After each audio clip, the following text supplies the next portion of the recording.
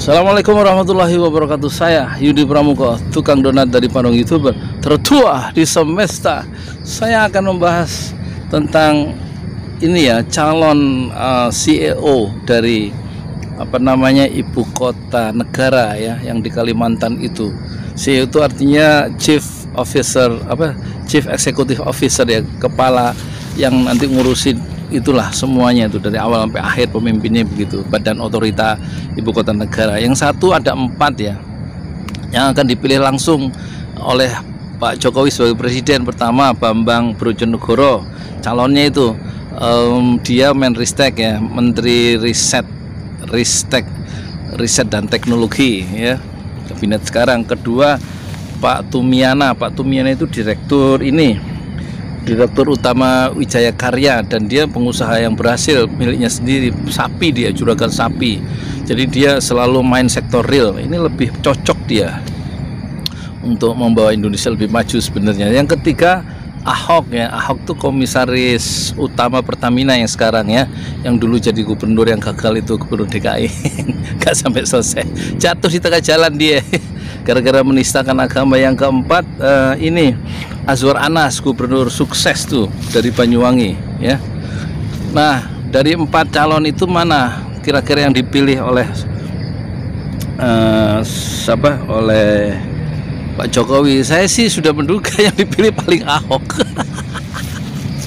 Karena kenapa akan milih Ahok minggu ini? Ya jelas, karena dua-duanya Pak Jokowi dan Pak Ahok sama-sama gubernur yang gagal ya di DKI. Yang satu loncat jadi wakil presiden yang nggak sesuai janjinya 5 tahun memimpin DKI itu ya. Maksudnya Pak Jokowi itu gagal, dia ingkar janji sebagai gubernur DKI, kampanyenya 5 tahun ya. Tapi dia terbetot atau tergoda oleh nafsu syahwat politik ya, naik dia jadi gubernur DKI. Itu kredibilitasnya udah hancur ya sebagai pemimpin, karena nggak sesuai ucapan dengan omongan ya, dengan tindakan maksudnya. Terus Ahok juga gitu, kredibilitasnya hancur ya, menista agama di demo sampai 7 orang itu oleh 2. Jadi karena dua-duanya satu tipe, saya kok merasa 80% keyakinan saya Pak Ahok akan milih ini ya. Pak Ahok akan dipilih oleh Pak Jokowi. Satu chemistry, sama-sama gagal di DKI, gagal menyelesaikan tugas sampai tuntas gitu lah ya. Ya, dan itu alasan pertama ya, karena satu chemistry aja ya. Yang dulu kan Pak Ahok wakil dari Pak Jokowi ingkar janji, nggak menyelesaikan jabatan gubernurnya, apapun alasannya ya, pokoknya dia nggak selesai kan. Nah, ya udah, terus diganti oleh Ahok. Ahok juga nggak selesai karena kasus penista agama, dan dia dipenjara di situ. Nah, sekarang ketemu lagi nanti. Terus yang ngusulkan jadi komisaris utama Pertamina siapa? Nah, kemudian alasan kedua tentu saja kepentingan internasional. Ahok ini perlu track record lagi ya untuk dicalonkan jadi presiden ya, karena konstitusi sudah memungkinkan setelah dibongkar oleh lawan-lawan politik ya di DPR. Jadi sekarang orang yang nggak agama Islam, yang nggak pribumi bisa jadi presiden ya, dan itu perlu langkah-langkah kan, track record ya. Nah, kalau jadi komisaris utama Pertamina kan nggak terlalu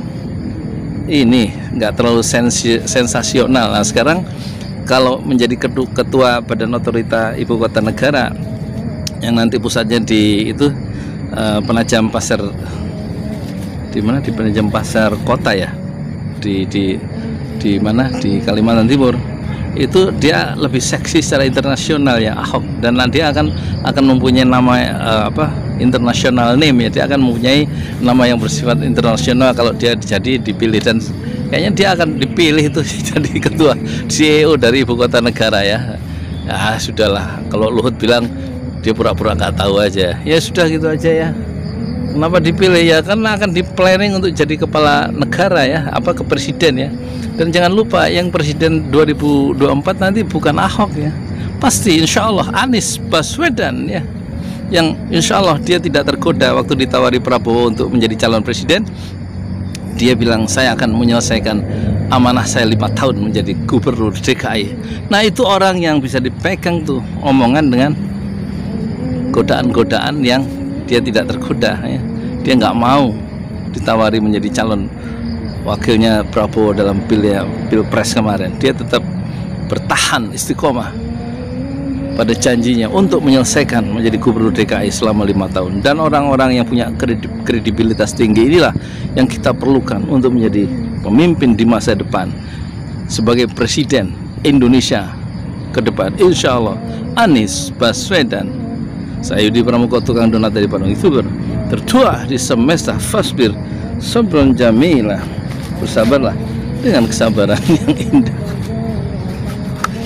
Sorry ya, saya ngomongnya agak ngaco ya, agak kampungan lah. Jangan marah kalau kampungan, orang-orang di kampung jangan merasa tersinggung. Kampungan yang saya maksud, saya ngomongnya nggak terlalu intelektual seperti orang-orang kampung yang nggak punya pendidikan. Tapi kalau orang kampung yang berpendidikan tentu nggak kampungan kan. Jangan merasa marah kalau saya disebut kampungan itu. Kalau saya juga merasa kampungan sekarang, omongan saya nggak terstruktur gitu. Tapi ngomong yang canggih kayak kemarin, viewernya dikit. Ngomong 7 sebab Jokowi jatuh, itu kan saya susul secara intelektual berdasarkan analisis para ahli ya. Yang nonton nggak banyak. Waktu saya bikin tentang itu apa Yusuf Mansur, pada nggak saya konsep, asal saya ngomong aja pakai bahasa Betawi itu. Yang nonton banyak sampai 80.000. Ya, saya bikin secara intelektual, secara sistematis 7 sebab Jokowi jatuh. Yang nonton cuma 2.000, berapa, 4.000. Yusuf Mansur ngomong cuma begitu aja, ngomong Yusuf Mansur, yang Ustadz Yusuf Mansur jangan nangis nape. Yang nonton 80.000. Sekarang saya ya begitulah, jadi aja YouTuber ya, untuk nyoba-nyoba ya, lucu-lucuan. Ya udah, saya mau ini dulu. Ya begitulah ya. Assalamualaikum warahmatullahi wabarakatuh. Oh iya, ini saya di kantor saya nih, 7 hektar tanpa absen, tanpa AC. Ini milik saya nih, kantor terluas di semesta. Direktur utamanya siapa? Saya, Yudi Pramuko. Nggak usah komentar yang negatif ya. Tuang donat dikomentari serius amat kayak kemarin tuh. Komentarnya bahasanya kotor, menunjukkan pribadinya itu ya. Kalau bahasa yang kotor itu menunjukkan pribadinya ya kayak gitu. Omongannya itu mencerminkan kepribadiannya dan mencerminkan pendidikan di keluarganya ya. Ya sebegitulah di ini sendiri ya. Dinilai sendiri. Udah, mesin kuota.